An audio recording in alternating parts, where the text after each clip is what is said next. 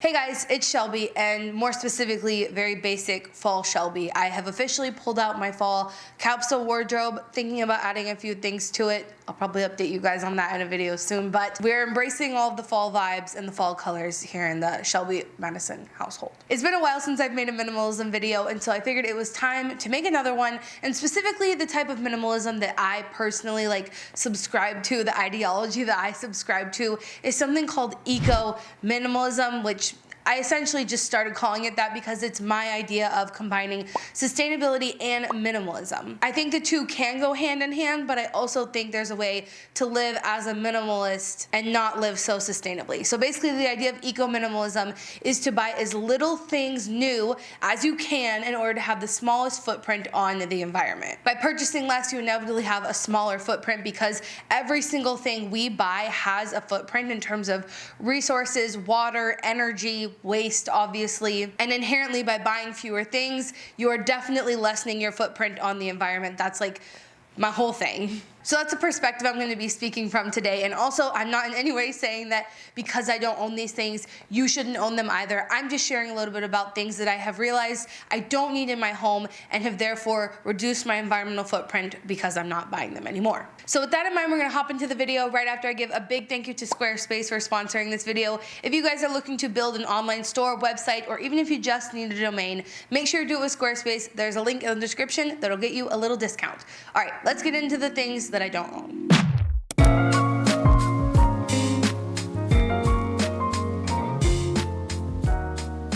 I wrote all the things down and broke them up into 4 different categories, so we'll go through clothing first and just get that out of the way. First clothing item I don't own any of are heels. I honestly don't own any uncomfortable shoes, period. I really only wear my slide-on shoes, which are either my Birkenstocks or my more recently found Okabashis. I have 1 pair of workout shoes from Allbirds, and then I have 1 pair of, well, technically I have 2 pair of boots. Okay, I have 5 pairs of shoes. Is that a lot? Maybe it's a lot for a minimalist. But it works really well for me, and basically I don't own any cute strappy sandals, I don't own any heels, I don't own anything like that. Because that's not my personal style, it doesn't bring value to my life. I will do anything I can to not have to wear any of those uncomfortable shoes, and therefore, I just don't own them. Next thing I don't own is clothing that I've purchased in hopes I can wear it to an occasion someday. I used to do this quite a bit when I was what I refer to as a hyper consumer. Just see something I thought was really cute and buy it hoping that one day I would find an occasion to wear it to.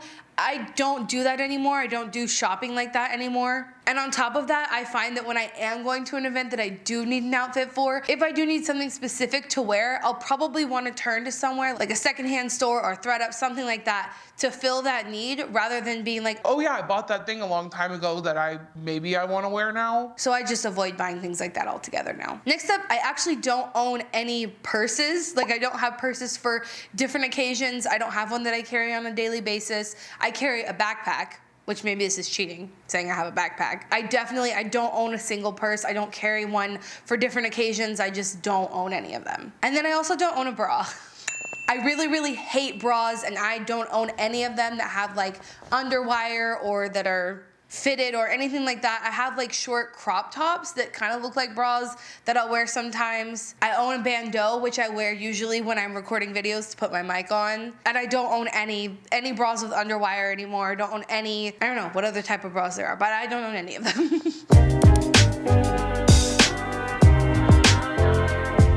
First thing in this category that I don't own is conditioner. And I've said this quite a few times, and every time people tell me I'm crazy and this is insane, but I don't use conditioner on my hair, haven't since college. I've just found that honestly, it's a lot healthier when I'm not using it. I've been told by every single person who has touched my hair in the last several years that I have the healthiest hair of anybody who has long hair that they've ever seen.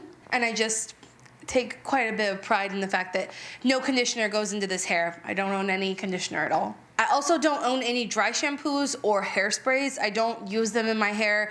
Honestly, I only wash my hair once or twice a week, and after the second day, it just goes up into a bun. I'm not gonna put dry shampoo into it to carry it over because it just never really works. I've never found a dry shampoo that I could put in my hair and be like, oh, okay, I can rock it like this now. It just still looks not greasy, but then it looks dirty, and it's just not my thing, so I don't use any of that. These next three could all be their own category, but I'm just gonna say all of them to count them in this video. I don't own a curling iron, a straightener, or a blow dryer. If I want my hair to be wavy, I'll do this little like wrap up method thing that I do with my hair and leave it overnight, and then in the morning I wake up and it's wavy, and I've just never really had the desire to do anything else to my hair. It's naturally this straight, so I don't need a straightener. I don't really ever want to take the time to curl my hair with this much hair. It would take forever, so I don't do that. And I don't blow dry my hair for the same reason. It would take incredibly too much time and waste energy, so I just let it air dry. I don't own any tampons or pads. I don't ever buy them anymore. You guys might know that I use reusable period underwear for my period. I use Thinx underwear. I have a whole video of my routine, which I'll link up here, and I also have a $10 off discount code if you want to check them out. But it has saved me money, saved me time, obviously saved me waste, and I just don't have to buy tampons or pads. Therefore, I don't own them. I don't buy makeup remover wipes. I don't own any makeup remover wipes. I use a reusable cloth to take off my makeup, and that's just my preferred method for obvious money saving and waste planet saving reasons. I'll link my full skincare routine below if you want to know how I remove my makeup. Along those same lines, I don't have any cotton balls, cotton pads, any of those things because I have no use for them. And then I also don't own any nail polish because I can't be bothered, to be honest. I feel like there are definitely probably people out there who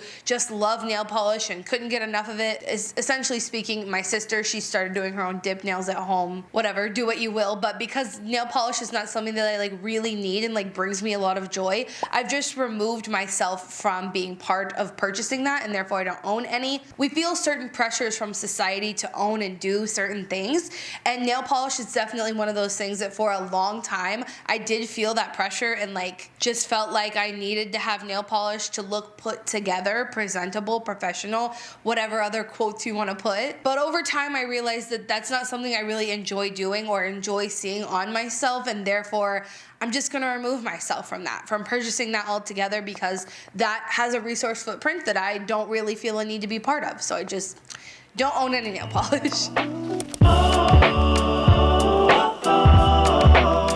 I don't own any paper towels. We don't purchase any paper towels for the home. I've talked about this before, but even when Tippy throws up, we have leftover napkins that like restaurants will give you when you order takeout and that sort of thing to use when that happens, because with a house with 3 cats, it happens. I also, in the kitchen, don't own any cookbooks. I have purchased some in the past and I've sold them because I'll buy them, but when I'm looking for a recipe or I want to be inspired, my first inkling is to go to Pinterest. My first inkling is never sit down and look at a book, because books are just not my thing in general. So we don't own any cookbooks. We also don't own a coffee maker. Well, I don't own a coffee maker. My sister's husband, every time he's in town, he's like, "Where's the coffee maker?" He keeps one here that he actually found in a giveaway pile. I don't really know how to explain where he found it. But basically, there's one that he keeps out in the garage, but it's not mine. I don't own it. We don't own a coffee maker. And we also don't own a mixer. And I have mixed feelings about this, because I feel like I wouldn't get enough use out of a mixer right now as it stands to own one. When I do come up with a recipe that's like randomly like, "Mix this with a mixer," I'm like, okay, fine, I'll just do it by hand. And that doesn't happen that often, but this is one of those appliances that I genuinely think if I had one,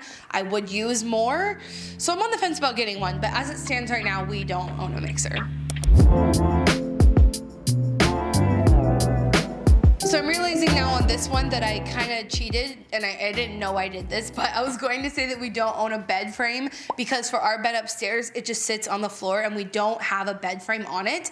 I will say I cheat a little bit here because I do have a bed frame in my bed downstairs. So technically I own one, not for my bedroom. When we moved in here, I did have an intention of getting another bed frame for this bed. It's just that the one from our last apartment didn't fit, and so we couldn't reuse it. We had a bigger mattress now than when we lived in our garage apartment. And so I had an intention of getting a bed frame, but obviously I wanted to find one secondhand, so it takes a little bit more time. And I said, just in the meantime, we'll just put the mattress on the ground. It'll work out fine. And over time I realized like there's not really a point in getting a bed frame, because it would just create a space where things could get lost under the bed. Tippy could go under there and I couldn't get to him. And also it would just be buying something that I didn't necessarily need, right? I will pretty much always be sitting on the floor rather than a chair at any given time. And that's because a long time ago I read that like to keep your body like moving, to keep it mobile, flexible, all that kind of thing. Getting up and down more is like good for you. And so I've now applied that similar like scenario with the bed upstairs, so that we don't have a bed frame. I do have to like physically get up and down every single day. And that's just adding a little bit more mobility into my day. So yeah. Fun fact. We don't own any workout equipment per se, and I used to be really proud of this because going to a gym and having a communal space where everyone's using this equipment and they're not all owning this individual stuff is definitely more sustainable. It's definitely more sustainable for like 100 people to go use an elliptical every day than for those 100 people to all own an elliptical in their homes. But obviously since COVID, that's been a little bit of a bummer. Like we don't have anything in the home that we can use to work out. Madison has gotten a lot more creative than I have and has used like cinder blocks to do like lunges, and she's on another level. And there's also things around your home, like I've just described, that you can use to work out instead of like going and buying all these machines and stuff like that. I don't own any bought wall canvas art, okay? So we have some out in the garage that Madison and I made ourselves, but I'm really not interested in going and buying like mass-produced art. And I've also just never found like canvases really attractive for the home with those like cheesy quotes or just generic things that you can buy at the store. I would never buy in general. I think buying from small like local artists is a really cool thing to do, but usually I'm going to buy literally anything else from them before I buy a canvas art. So I don't own any of those things that you see in a lot of millennial households. You only live once, lick the ball, every day. I also realized I don't own any small figurines. Like my mom has a whole house. Her kitchen is completely chicken themed. She has hella chickens. Her living room is like, she has a wall of crosses. She has a wall of Native American stuff because she's Native American. Just like a lot of figurines. And I realized recently that I literally don't own any figurines. Like everything around my house is thrifted, but usually it's like vases and bottles and candles and I don't know what you call this thing, a salt lamp. But we don't own any figurines, so I thought I would put that one in here. I also don't own, and I am so proud to say this, a singular fake plant, okay? I think fake plants are the most counterintuitive thing in the whole wide world because plants are meant to be living, breathing things to filter stuff out of your air, to be good for the planet. That is their literal purpose. And I feel like fake plants are the exact opposite of that. They're made of petroleum, plastic. They're gonna last on this planet forever. And I just think that having something plastic sitting in your space is nowhere near as fulfilling as having a living thing. And I totally get that some people like don't have green thumbs, can't keep plants alive. I honestly used to refer to myself as one of those people. I lost a lot of plants in my last apartment. But it's just about finding the right plant for your space and then purchasing them accordingly. I just recently posted my plant tour. If you guys want to go check that out, I'll link it right here. But the purpose of this one is I don't own any fake plants. All the plants you see around this home are real. A household item that guests often ask me if I have, if I use. Why do guests need this item more than I ever do? I don't know, but it's bleach. We don't own bleach. I don't want bleach in my home. Don't want it around me or my animals. We don't own any bleach. This next one I wrote down, but then I realized that this one's kind of not true either, but I don't own any holiday decor that I purchased new, and I own very few holiday decor items. I think I literally own 4 items, one for 4 seasons, but I don't have like a box of decorations or multiple boxes of decorations that I pull out during the holiday season like so many people do. And the sentiment here is similar with the nail polish. I've just never been one of those people who wants to remove all my decorations and put up all new holiday decor, or even just to add clutter to my space with the holiday decor. It's just not really something I love, and it's not something I'm willing to like waste resources to create. And like I said, I have 1 item for pretty much each season, so maybe that's cheating, but they're all bought secondhand, and that's kind of my philosophy, like I said, is eco-minimalism. So getting something secondhand has no footprint on the planet, so if that makes any sense to you. And the last thing I don't own any of are throw pillows. They used to be like something I absolutely hated, and I still don't love. I feel like they add more clutter than than anything, and that's not my vibe. So we don't own any throw pillows. I think my sister owns one, and it floats around from the living room to my office, but we don't own any throw pillows. They're just not something that I feel I want in my space. I would love to hear from you. What are some common things that people own that you don't own any of? And I also want to let you know that I'm going to be saying this in every single video for the rest until November 3rd. I was going to say for the rest of the year, but I'll give you a break after November 3rd. And that is, make sure you're registered to vote. If you think you're already registered, please go and verify it so that you are ready to vote in this upcoming election. There is a lot on the line in terms of sustainability, in terms of climate change, in terms of stability of economics, and just all around things that are incredibly, incredibly important. And it's one of the most sustainable, most impactful things you can do is to use your voice and vote. So please make sure, especially if you live in the US, make sure you're doing so. I'm going to leave a link in the description so that you can register to vote and make sure you're registered to vote. And with that, I will say a huge thank you to Squarespace for partnering with me on this video. So let's talk a little bit more about them. Like I said, Squarespace is an all-in-one platform, so you can look to them to build an online store, website, or even just if you need to purchase a domain. Squarespace makes setting up a website super easy because you don't need to learn coding. They already have some beautiful templates over there that you can customize to be exactly what you're looking for. Squarespace makes it easy to connect your social media and to also take advantage of their blogging tools. You can do email campaigns through Squarespace because it is an all-in-one platform, like I mentioned. With their 24-hour customer service and traffic insight tools, it makes it the easiest way to build a website on the internet today. So when you're ready to launch, head over to squarespace.com/Shelbizleee for 10% off of your first purchase.